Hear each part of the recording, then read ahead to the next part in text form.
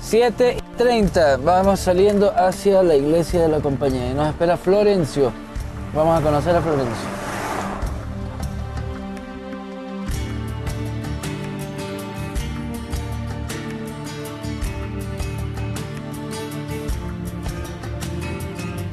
Nos deben amar aquí. Ahí vienen los que se han dejado todo el sueldo en el parqueadero.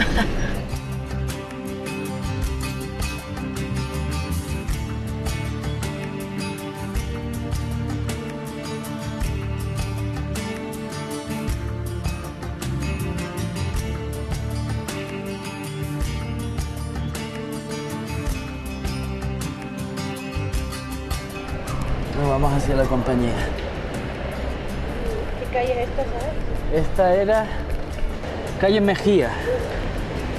Mejía y García Moreno. Vamos a ir por la García Moreno hasta la compañía, pasando por Carondelet.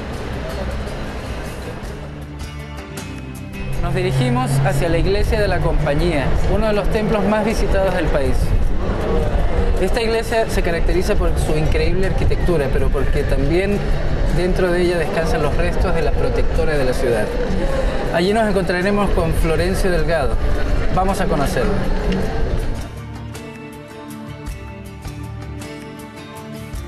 Nos dirigimos a encontrarnos con el arqueólogo Florencio Delgado y con él vamos a recorrer la iglesia de la compañía. Don Florencio, Gabriela. Es que por aquí han venido todos los canales. Florencio Delgado, ex subsecretario de Patrimonio, Ministerio de Cultura de Ecuador, catedrático y director del Centro de Investigaciones Socioculturales, Universidad San Francisco de Quito. ¿Vamos? Sí, así es. Una cosita antes de empezar. Buenos días. Buenas, Alan Jeff. ¿Cómo le va? ¿Cómo les va? Buenos días.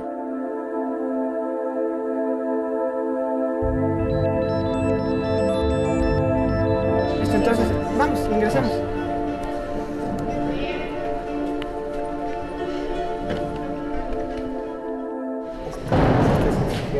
Sí, este es el cuadro del infierno. Cuando era chiquita tuve pesadillas con él. Infierno. Es una copia de uno que se pintó en 1620.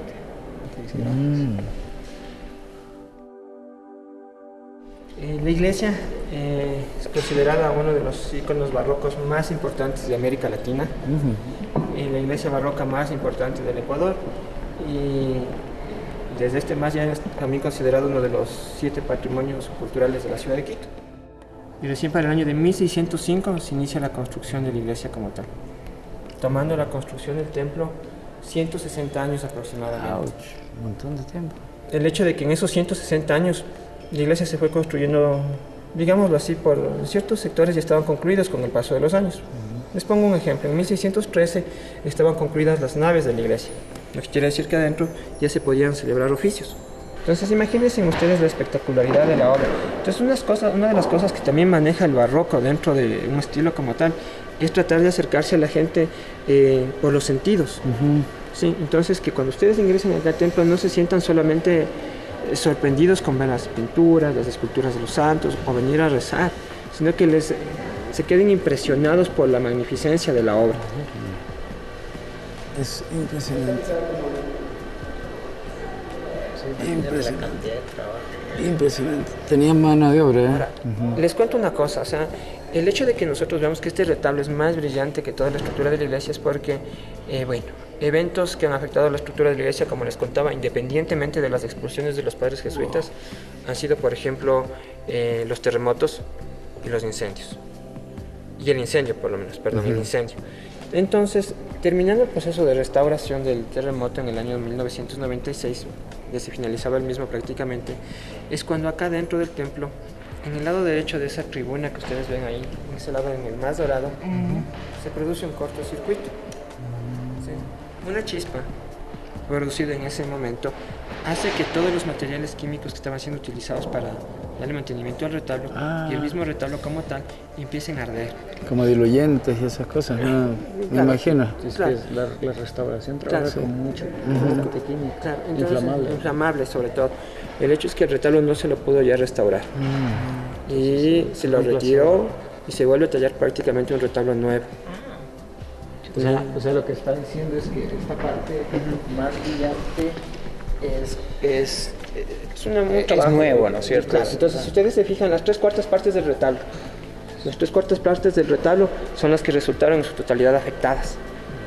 El incendio solamente se va a ubicar en esta parte y acá, Solo acá. claro, y acá lo que se produce es un efecto chimenea, de tal forma que las llamas, al no tener a dónde avanzar, empiezan a ascender. Y fíjense ustedes que dentro del domo de la iglesia, dentro de la cúpula de la iglesia, hay un testimonio fehaciente de este asunto, un pequeño querubín de color negro. Sí, entonces no es que se lo pintó a ese ángel deliberadamente de negro, sino que se lo dejó como un testimonio de todo lo que se vio afectado en el incendio de 1996.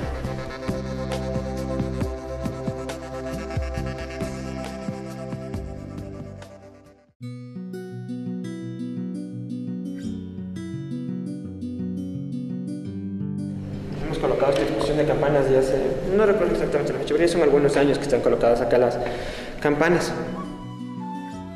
Entonces la historia de la torre es muy interesante porque, como yo les contaba, se inicia su construcción en 1689, constituyéndose en la torre más alta de la ciudad de Quito. Medía aproximadamente 45 metros de altura. Para la época. Sí. Para la época eran lo suficientemente altas para ser divisadas de cualquier punto. Acá la campana más antigua es esa, la más pequeña que ustedes tienen ahí. Esta. Sí, que data del año de 1877, como ustedes se fijan acá en la fecha. Sí, y es la campana de San José. Es a su vez la más liviana. Vetas de cuero de vaca. Vetas de cuero de vaca. Tiene un peso aproximado de 140 libras. Esta de aquí. Solo esa de ahí. Y de hecho el badajo de la campana que está allí, el badajo de la campana es este, sí, lo más grande. Solo este badajo pesa aproximadamente 60 libras. Ya. Ya. Y la campana más pesada es la que tenemos sobre el piso. Esta campana tiene un peso aproximado de 4.400 libras. Ya. Sí, 4.400 libras. Como 2 toneladas, casi. Casi. Bueno, deben saber y debieron haber escuchado en algún otro lado, es que muchas de las campanas del centro histórico de Quito tuvieron que ser fundidas durante nuestros procesos de independencia. La gran mayoría de ellas, para hacer material precisamente bélico durante estos procesos. Yo no sabía eso. Sí, entonces es un dato histórico que se maneja sobre las campanas de las iglesias. El hecho es que esa es la razón de la que ustedes vean que muchas de estas campanas también tengan otra fecha de fundición. O sea, las campanas se convirtieron en balas. Qué loco. Wow. Por favor, por favor. Sigan. Por favor, caballero.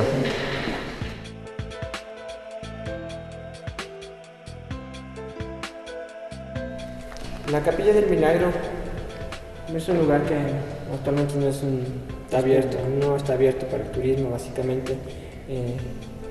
Se alaba durante la novena de la Virgen Dolorosa, y el hecho importante sucedido acá fue precisamente el del prodigio, del milagro de la Virgen Dolorosa. Entonces esto antiguamente fue el comedor del Colegio San Gabriel. El Colegio San Gabriel antes también era una especie de semi-internado, en donde los chicos tenían la posibilidad de quedarse acá. Entonces nos cuenta el hecho del prodigio que antes del mismo los padres jesuitas habían adquirido 3 litografías de la imagen de la Virgen de los Dolores a un mercader. En la noche del 20 de abril de 1906, que es el día cuando sucede el prodigio, se encontraban aquí reunidos alumnos del colegio, maestros y sacerdotes. En un momento dado de la cena, 2 de ellos, los que estaban ubicados más cerca de la Virgen, son los primeros en observar esto, que la Virgen empieza a abrir y cerrar sus párpados. El uno le comenta al otro, palabras más, palabras menos, mira qué cosa tan chusca. Llaman a los demás compañeros y todos lo logran observar. Los maestros y los sacerdotes que estaban acá. El punto es que para comprobar que esto era un milagro, en aquella época se hicieron declaraciones notariadas, juramentadas. Fue un proceso de investigación tan perfecto que incluso en el Vaticano estuvieron sorprendidos del mismo. Y desde ese año, desde el 20 de abril de 1906, se le empieza también a conocer como la Dolorosa del Colegio San Gabriel. ¿Y esta virgen es la original que...? La Virgen original del prodigio sale de aquí en el año 1958. Entonces la imagen original reposa en la capilla del Colegio San Gabriel. Entonces el punto es que se la coloca nuevamente esta imagen, es a la misma altura de donde estuvo ubicada la litografía original. Entonces esta posición de los dos cuadros, de la Virgen de los Dolores y la de San José, es la misma desde ese día.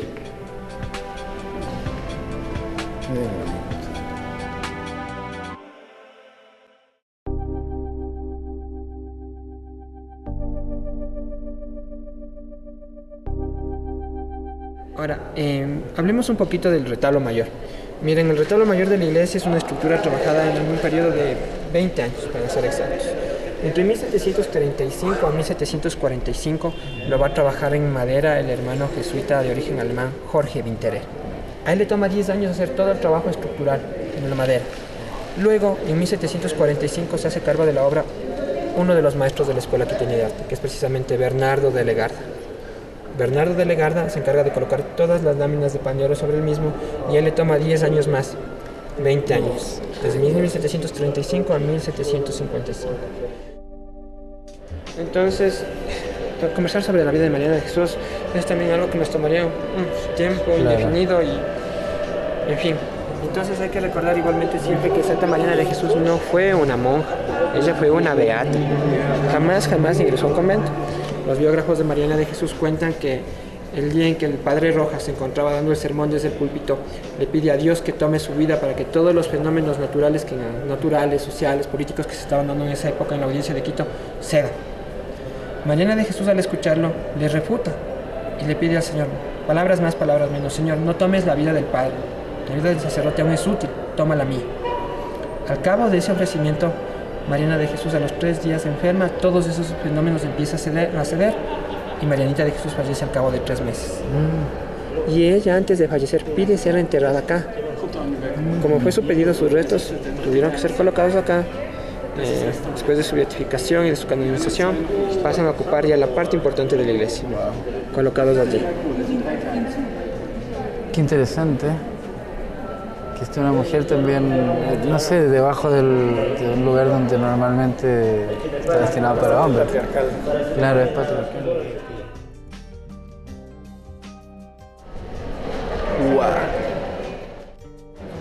Impresionante. Bueno, ¿qué tal? Increíble. Sí, ¿verdad? Increíble. Yo estoy en shock. En shock. Si la gente pasa por esta ciudad y no viene acá, o sea, Claro. no. Bueno, hay que saber, el primer domingo de cada mes es gratis. El primer domingo de cada mes gratis y después $1.50 para los nacionales, $3 para los extranjeros. Y hay descuentos para grupos. Ah, claro, estamos haciendo combo. Vamos adelante. Hasta luego, adiós. Ay,